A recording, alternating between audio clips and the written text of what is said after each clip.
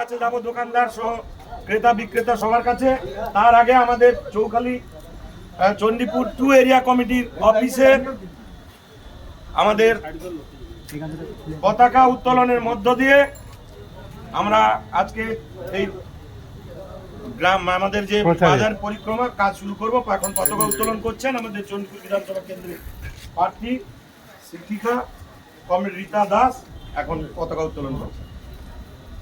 In close the vote. In close the vote. CPIM to the vote. CPIM to the vote. CPIM Diksha Dak Trinamool BJP Nibajok.